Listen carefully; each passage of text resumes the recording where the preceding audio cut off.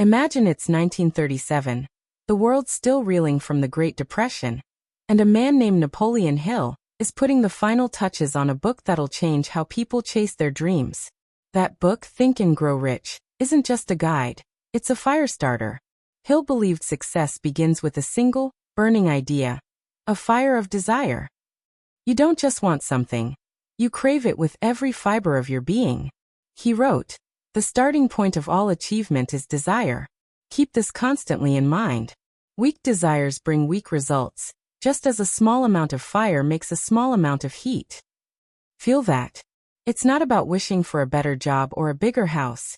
It's about a hunger so intense it wakes you up at night, scribbling plans on scraps of paper. Picture Hill himself, a man who spent over 2 decades interviewing giants like Andrew Carnegie and Thomas Edison, distilling their secrets into principles you can hold in your hands. He wasn't born with a silver spoon, far from it. Raised in a one-room cabin in Virginia, he started working at 13 as a reporter to escape poverty. That hustle, that need to rise above, shaped his obsession with success. Historians still debate whether Carnegie personally commissioned Hill to write his philosophy, or if Hill embellished the story to add weight to his work. Either way, his words carry the grit of a man who clawed his way up. You can almost see him, hunched over a typewriter, fueled by black coffee and that same fire he wants you to feel.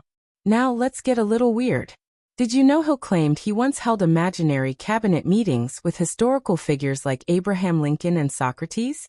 In his mind, he'd summon their wisdom to solve problems. Strange. Sure. But it shows how vividly he believed in tapping into something bigger than himself. That's the kind of desire he's talking about. Not a fleeting whim, but a force that makes you dream in technicolor, even if it raises a few eyebrows. You're not just setting a goal. You're forging an obsession that hums in your bones. So how do you light that fire? Hill says it starts with a definite purpose. There is one quality which one must possess to win, he wrote. And that is definiteness of purpose, the knowledge of what one wants, and a burning desire to possess it. Close your eyes for a second. What's that one thing you'd give anything to achieve? Not something vague like be happy or get rich. Hill's talking about something specific. Maybe it's launching a business that changes lives, or mastering a skill that sets you apart. You've got to see it, taste it, feel the weight of it in your hands. He tells the story of Edwin C. Barnes, a man who showed up at Edison's doorstep with nothing but a burning desire to work with the inventor. No money, no connections, just a relentless vision. Years later, Barnes became Edison's business partner. That's the fire Hill wants you to kindle. But it's not enough to just want it. Hill insists you must back that desire with faith. Unshakable belief that you will get there. Whatever the mind of man can conceive and believe, it can achieve, he wrote. Sounds simple, but it's a gut punch. You're not just dreaming. You're convincing yourself it's already yours. Picture yourself standing in a crowded room, everyone doubting you, but you're unshaken because you know your vision is real. That's the mindset Hill demands. He says to write down your goal, read it aloud twice a day, and let it seep into your subconscious. It's like planting a seed in fertile soil, water it with belief, and it'll grow roots deeper than doubt. You're probably wondering, can desire really be that powerful? Hill's not pulling this out of thin air. He studied over 500 successful people from Henry Ford to John D. Rockefeller, and found one common thread. They all burned with a purpose that refused to flicker out. But here's the catch. Desire without direction is just smoke. Hill warns, desire is not something you merely wish for. It is something you demand of life. You've got to channel that energy, make it sharp, like a blade cutting through excuses. Maybe you're thinking of your own dreams right now, feeling that spark ignite. Hold on to it. Let it simmer in your chest. Because that fire? It's the first step to turning your thoughts into reality. And yet, it's not just about feeling the heat. Hill's philosophy hinges on transforming that raw energy into something tangible. You're not just sitting there, dreaming of a better life. You're starting to see the path. Every person who wins in any undertaking must be willing to burn his ships and cut all sources of retreat, Hill wrote. Imagine that. No plan B, no safety net. Just you and your desire, standing on the edge of a cliff, ready to leap. That's the kind of commitment he's asking for. It's terrifying, exhilarating, and maybe a little mad. But isn't that what makes a dream worth chasing? You're not here to play it safe. You're here to burn. Now Hill says you've got to believe you can fly. In Think and Grow Rich, he writes, faith is the head chemist of the mind. When faith is blended with the vibration of thought, the subconscious mind instantly picks up the vibration, translates it into its spiritual equivalent, and transmits it to infinite intelligence. Sounds almost mystical, doesn't it? But Hill's not talking about blind hope or wishful thinking. He's talking about a conviction so strong it rewires how you see the world. You don't just hope for success. You know it's coming, like you know the sun will rise tomorrow. Picture yourself in Hill's shoes for a moment. It's the early 1900s, and he's a young man scraping by, carrying the weight of a childhood marked by loss. His mother died when he was just 9. Yet he believed he was destined for something bigger. That belief wasn't just a feeling, it was a choice. He leaned into it, even when the world laughed. Historians still debate whether Hill's claim of meeting Andrew Carnegie in 1908 was as pivotal as he made it sound, or if he polished the story to give his ideas gravitas. But does it matter? The man lived like he believed his mission was real, interviewing titans of industry over decades to crack the code of success. That's the kind of faith he wants you to summon. Here's a quirky tidbit. Hill was so obsessed with the power of belief that he once suggested you could influence your subconscious by talking to yourself in the mirror. Imagine that, standing in your bathroom, staring into your own eyes, repeating your goals like a mantra. It's a little odd, sure, but Hill swore by it. He said the subconscious doesn't know the difference between what's real and what's vividly imagined. So when you tell yourself, I am the master of my fate, and you believe it, your mind starts bending reality to match. It's like programming a computer, only the computer is you. Now let's ground this in something real. Hill tells the story of a gold miner in Colorado who hit a vein of ore, only to lose it after digging deeper.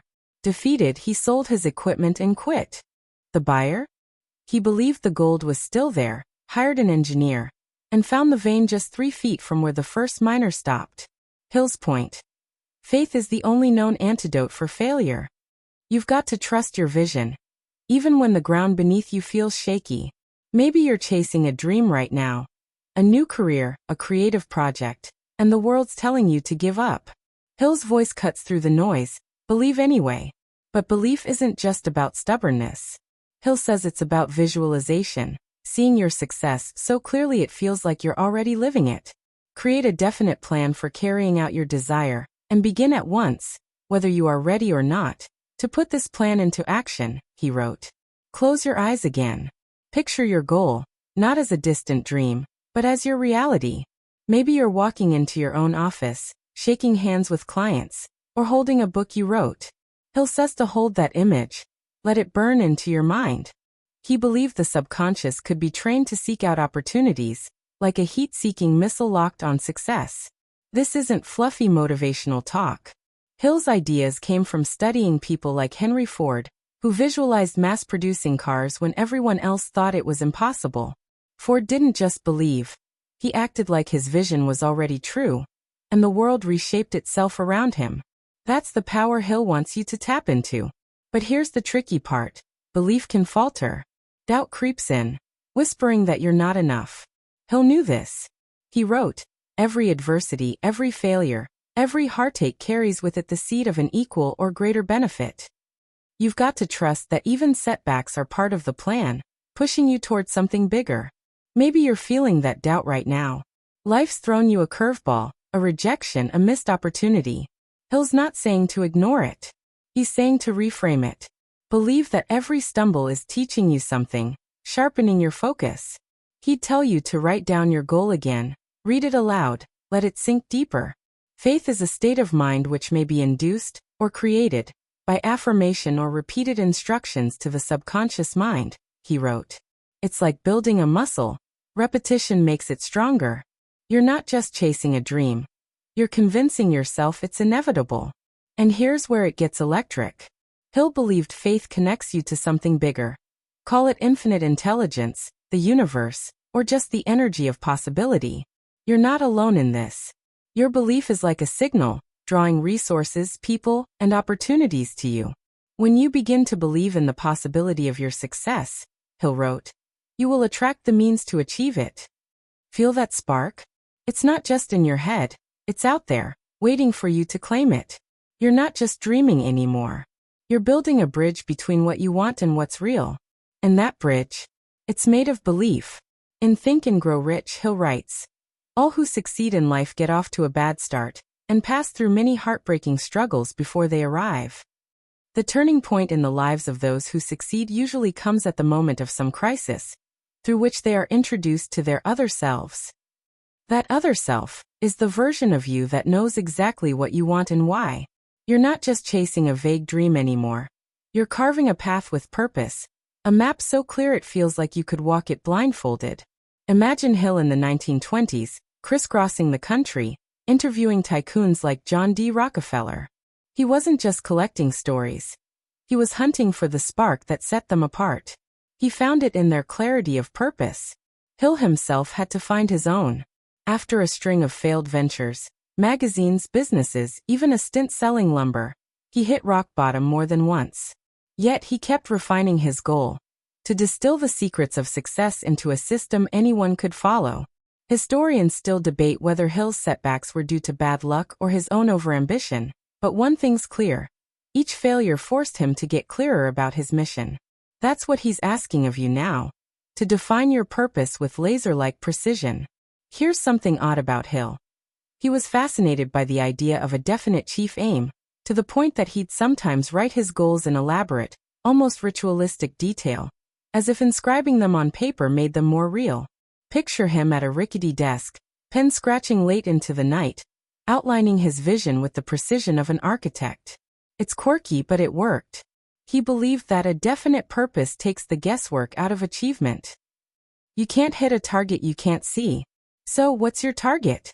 Maybe it's building a business that supports your family, or creating art that moves people. Hill says you need to name it, write it down, make it so vivid it feels like it's already yours. Let's anchor this in a story Hill loved to tell. He shares the tale of a young girl, just 6 years old, who wanted to buy a $1 sewing machine for her mother. This was during the Depression, when $1 was a fortune. She didn't just wish for it, she made a plan. She sold newspapers, saved every penny, and visualized giving that machine to her mother. Within months, she had it. Hill writes, the first step in the direction of riches is to know exactly what you want. That girl's clarity turned a child's dream into reality. You can feel the weight of that, can't you? It's not just about wanting something. It's about knowing it so well it becomes part of you. Hill's not asking for vague aspirations. Riches do not respond to wishes, he warns. They respond only to definite plans, backed by definite desires, through constant persistence. You're sitting there, maybe with a notebook in hand, and Hill's voice is urging you to write one sentence. What do I want most in life? Not success or happiness. Those are too broad. Maybe it's, I will publish a novel by next year. Or I will save $10,000 for my startup. The clearer you get, the more your mind starts to work like a magnet, pulling opportunities toward you. Hill says to read that sentence aloud every morning and night, letting it sink into your subconscious like rain into soil. But clarity isn't just about the goal, it's about the why. Hill believed your purpose has to be bigger than you. The man who succeeds must have a purpose great enough to call forth his highest powers, he wrote. Think about that. Why does your goal matter? Maybe it's to give your kids a better life, or to solve a problem that's been nagging at the world. That why is your fuel. Without it, you're just running on fumes. Hill's own purpose was to democratize success, to give people like you, people who might feel stuck, the tools to rise. That's why he spent years refining his philosophy, even when the world doubted him. Now picture yourself standing in a quiet room, the air heavy with possibility. You've written your goal. You've named your purpose. Hill's voice is soft but firm. You must have a definite purpose, a plan, and a burning desire to carry it out. It's like he's handing you a compass, pointing you toward your true north. You're not wandering anymore. You're moving with intention. Every step deliberate. Maybe you're thinking of a time you felt lost, unsure of what you wanted. Hill's saying that's okay. Clarity comes from asking the hard questions. What do you want? Why does it matter? Write it down. Say it out loud. Feel it settle into your bones. And here's the magic. Clarity breeds momentum. Hill writes, when you know what you want, and you want it badly enough, you will find a way to get it. That's not just talk. He saw it in people like Thomas Edison, who failed thousands of times before perfecting the light bulb. Edison wasn't just tinkering. He had a clear vision of lighting the world. You've got that same power. Your clarity is like a lens, focusing your desire and belief into a beam that cuts through obstacles. You're not just dreaming now, you're planning, scheming, moving. The path is coming into view, and it's yours to walk. In Think and Grow Rich, Hill writes, every person who wins in any undertaking must be willing to cut all sources of retreat. Only by so doing can one be sure of maintaining that state of mind known as a burning desire to win, essential to success. This isn't just about wanting or believing. It's about discipline and action, the daily habits that turn dreams into reality. You're not just a dreamer anymore. You're a doer, and Hill's handing you the tools to build your future, one deliberate step at a time. Picture Hill in his later years, still hustling, still writing, even after setbacks that would have broken most people. He faced bankruptcies, failed businesses, and even a divorce, yet he kept showing up. By the time Think and Grow Rich hit shelves in 1937, he'd poured over 20 years into studying success, interviewing legends like Henry Ford and Alexander Graham Bell. That kind of persistence wasn't luck, it was discipline. Historians still debate whether Hill's relentless drive stemmed from genius or sheer stubbornness, but his life proves one thing. Success demands consistent action. You can't just set a goal and hope. It's about showing up every day, even when the world feels heavy. Here's a strange little detail about Hill. He was so obsessed with discipline that he reportedly kept a strict daily schedule, down to the minute, including time for auto-suggestion sessions where he'd reinforce his goals. Imagine him, stopwatch in hand, timing his own thoughts like a coach drilling an athlete. It's quirky, but it shows how seriously he took the idea of controlling his habits. Success is the result of a definite plan, carried out through definite action, he wrote. You can feel that, can't you? It's not enough to know where you're going. You've got to move day after day, like a river carving through stone. Hill tells a story that drives this home. He writes about a man named R.U. Darby, who quit digging for gold just 3 feet from a major vein. Darby gave up, sold his equipment, and walked away.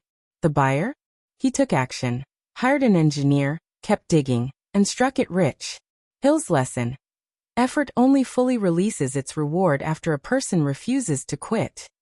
You've been there, haven't you?